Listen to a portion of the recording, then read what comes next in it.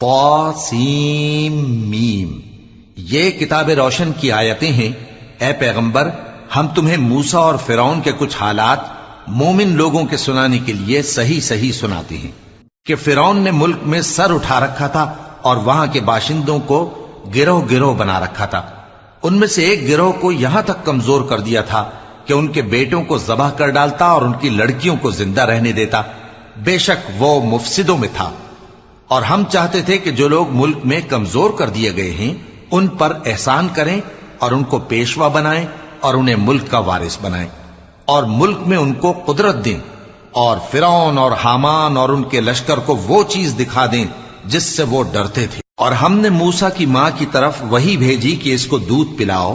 پھر جب تم کو اس کے بارے میں کچھ خوف پیدا ہو تو اسے دریا میں ڈال دینا، اور نہ تو خوف کرنا اور نہ رنج کرنا،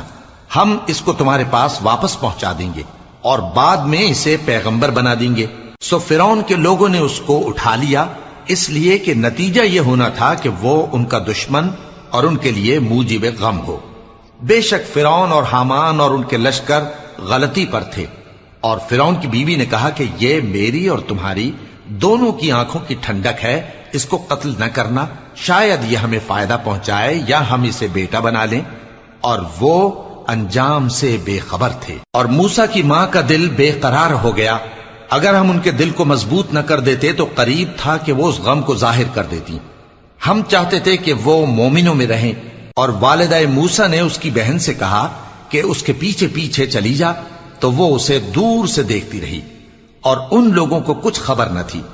اور ہم نے پہلے ہی سے اس پر دائیوں کے دودھ حرام کر دیے تھے، تو موسیٰ کی بہن نے کہا کہ میں تمہیں ایسے گھر والے بتاؤں کہ تمہارے لیے اس بچے کو پالیں اور اس کی خیر خواہی سے پرورش کریں۔ سو ہم نے اس طریق سے ان کو ان کی ماں کے پاس واپس پہنچا دیا تاکہ ان کی آنکھیں ٹھنڈی ہوں اور وہ غم نہ کھائیں، اور معلوم کر لیں کہ اللہ کا وعدہ سچا ہے، لیکن اکثر لوگ نہیں جانتے۔